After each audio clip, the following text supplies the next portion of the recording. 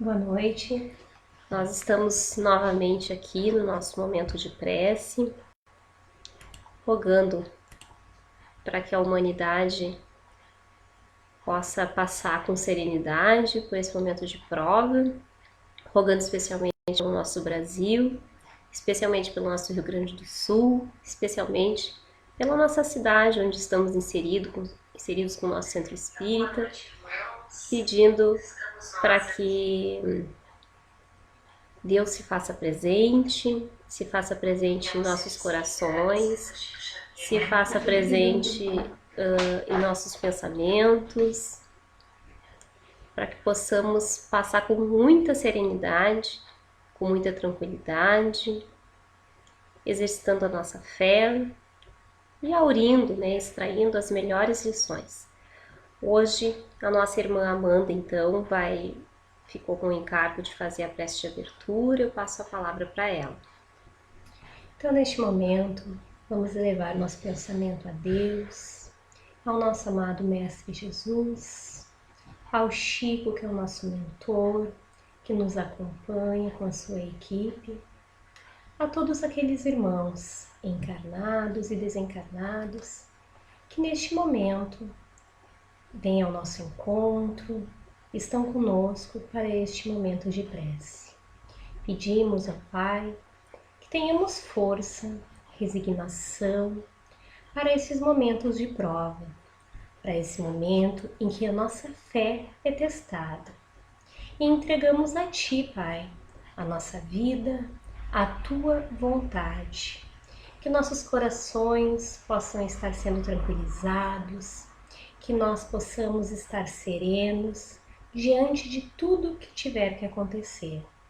Que neste momento, nosso país, a pátria do Evangelho, esteja sendo abençoado e que os desígnios do Pai se cumpram da melhor maneira, sem muito sofrimento, sem muitas lágrimas e sempre crendo no amanhã, na esperança, na continuidade do amor.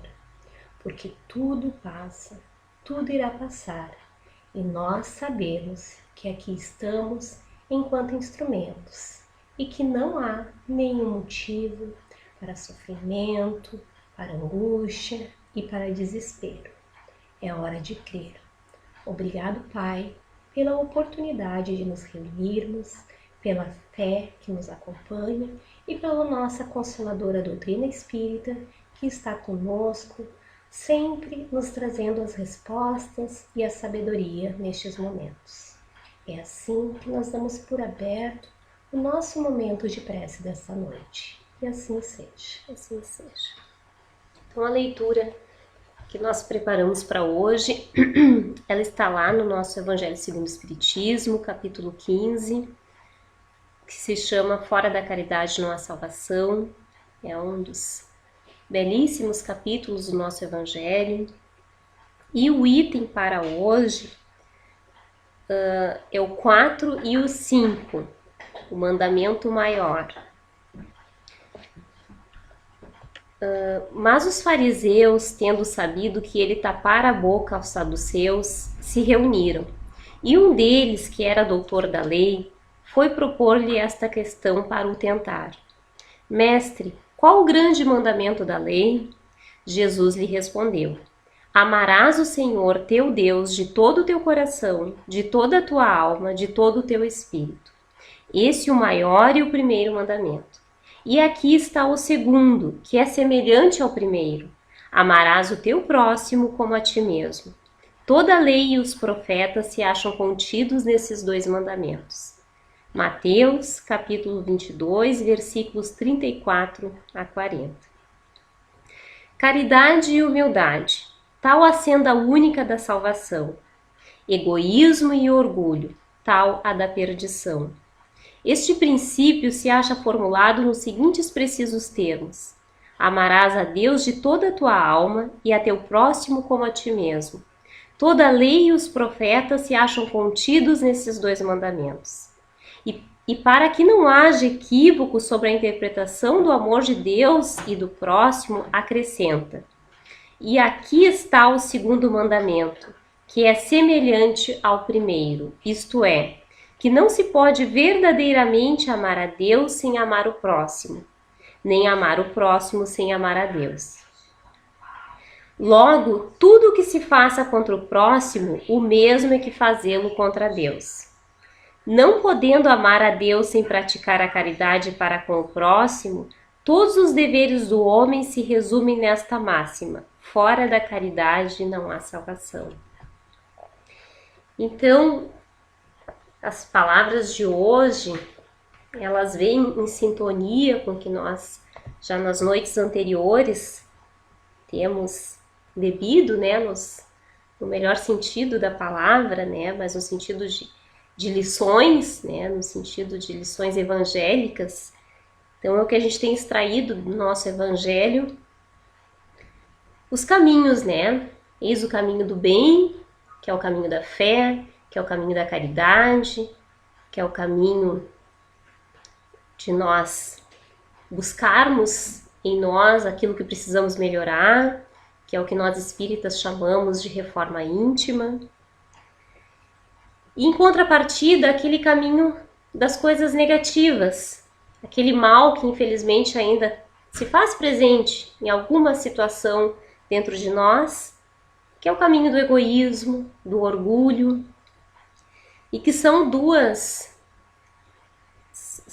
defeitos que abrem as portas para muitos outros defeitos. Então, nesse paradoxo, né, entre caridade, orgulho, egoísmo, entram os mandamentos de Jesus, né, que é amar Deus sobre todas as coisas e ao próximo como a nós, né? E com isso, aquele que quer seguir Jesus vai ter que se despir do egoísmo, vai ter que revisar suas atitudes egoístas, porque o egoísmo não combina com o cristão. O egoísmo não combina com o caminho, né, deixado por Jesus para que nós possamos segui-lo e para que nós possamos nos melhorar, né?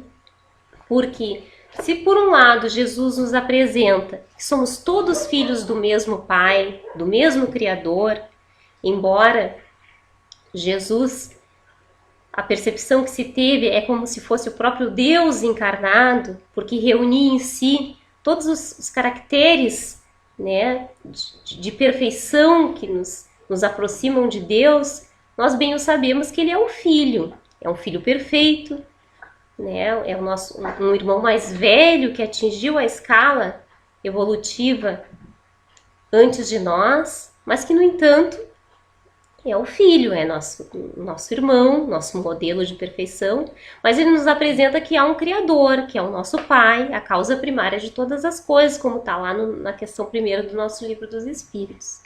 E se nós somos todos filhos de um Pai, significa que nós somos todos irmãos, né?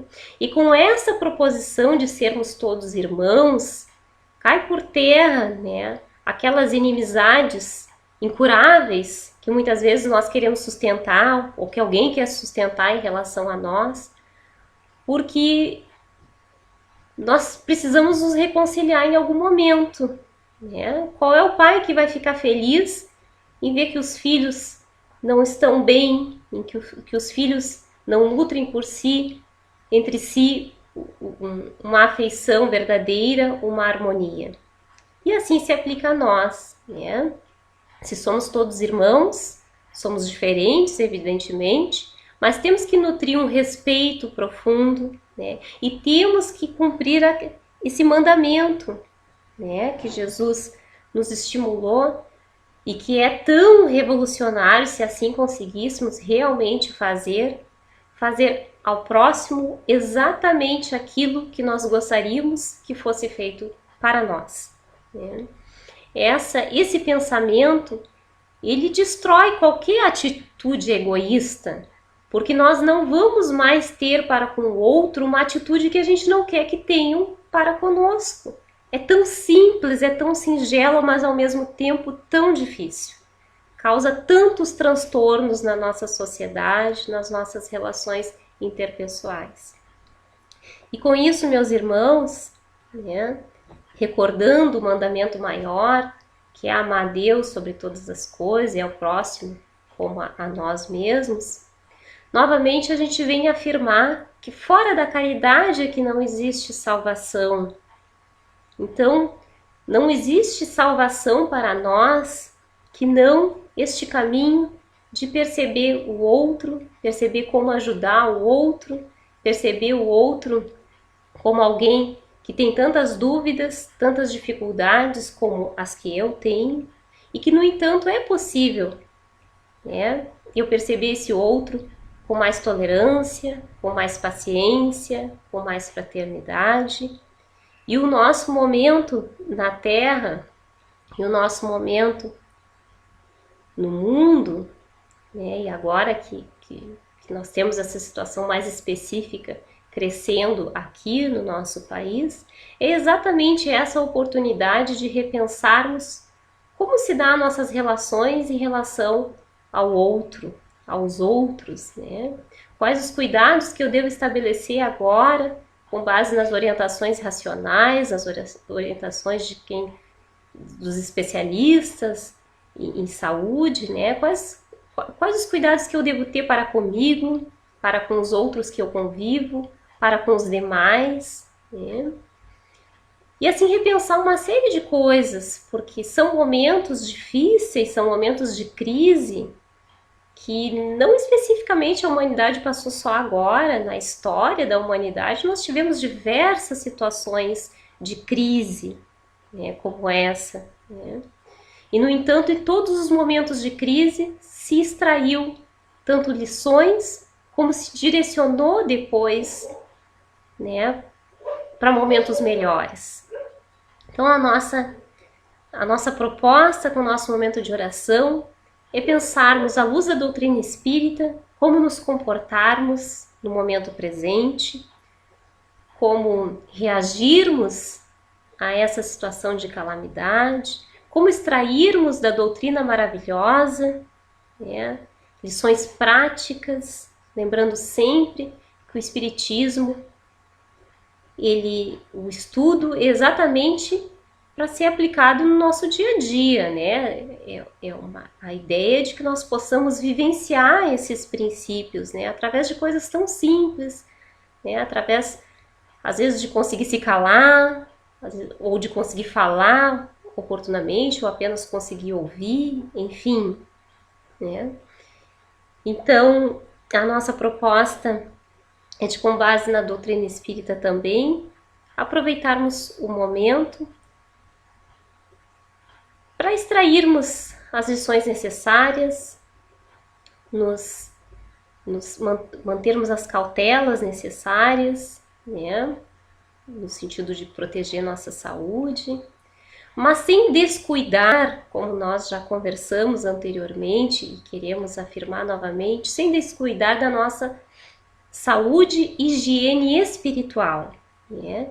E essa higiene espiritual passa pelo tipo de pensamento que nós estamos cultivando, pelo tipo de oração que nós estamos fazendo, né? Para que nós possamos nos harmonizar com os nossos espíritos protetores, para que nós possamos ajudar os espíritos missionários, né, trabalhadores de Jesus, que certamente estão trabalhando pelo mundo afora, ajudando nos processos de desencarne dos nossos irmãos, ajudando no retorno desses irmãos em massa para a pátria espiritual, ajudando os irmãos que ficam aqui, né? Enfim, né?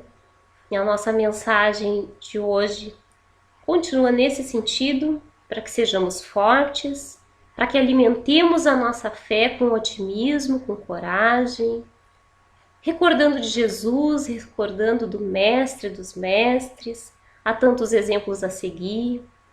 Jesus, em momento de dificuldade como pelo qual nós passamos agora, certamente manteria a serenidade, manteria indiscutivelmente a fé na providência divina, e que nós possamos, de igual maneira, nos manter assim, firmes, fortes na nossa fé, resignados. Se tivermos que passar por alguma enfermidade, que seja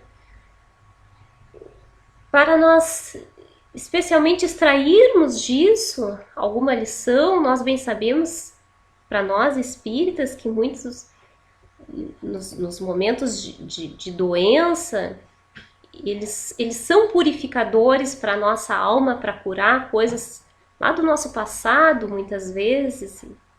São tantos temas que nós, evidentemente, não poderíamos adentrar nesses breves minutos de oração. Mas vamos nos manter resignados e constantes na fé. A irmã aqui do lado vai concluir a nossa oração com uma leitura de Emmanuel. Então hoje nós vamos seguir com a coleção, né? A Fonte Viva, hoje do Pão Nosso, né? E a oração, então, é em preparação. Diz o Senhor: porei as minhas leis no seu entendimento e em seu coração as escreverei. E eu lhes serei por Deus, e eles me serão por povo. Paulo, Hebreus, capítulo 8, versículo 10. Então agora Emmanuel nos fala: traduziremos o Evangelho em todas as línguas, em todas as culturas, exaltando-lhe a grandeza, destacando-lhe a sublimidade, semeando-lhe a poesia, comentando-lhe a verdade, interpretando-lhe as lições, impondo-nos ao raciocínio, aprimorando o coração e reformando a inteligência, renovando as leis, aperfeiçoando costumes e aclarando caminhos. Mas virá o momento em que a boa nova deve ser impressa em nós mesmos, nos refolhos da mente, nos recessos do peito, por meio das palavras e das ações, dos princípios e ideais, das aspirações e das esperanças, dos gestos e pensamentos. Porque, em verdade, se o céu nos permite espalhar-lhe a divina mensagem no mundo, um dia exigirá nos convertamos em traduções vivas do Evangelho na Terra. Meus irmãos, que assim nós possamos encerrar com essa bela mensagem de Emmanuel, que possamos, nesse momento de dificuldade, sermos essa tradução do Evangelho vivo de Jesus, testemunhas da fé, testemunhas dos seus ensinamentos, e mais que isso, fiéis discípulos, fiéis discípulas, determinados a permanecer no amor, na paz e na caridade, haja o que houver, porque bem sabemos que a experiência da carne, a experiência da matéria é uma oportunidade valiosíssima, mas a nossa verdadeira vida, a nossa verdadeira morada é na pátria espiritual, né? Então sabemos que estamos aqui de passagem, sabemos que a morte é um termo certo, mas não sabemos ainda quando, né? Então que Jesus nos oriente, que Chico nos abençoe, com muita clareza, com muita serenidade e humildade nos nossos corações. Uma boa noite. Boa noite. Nos encontramos amanhã novamente.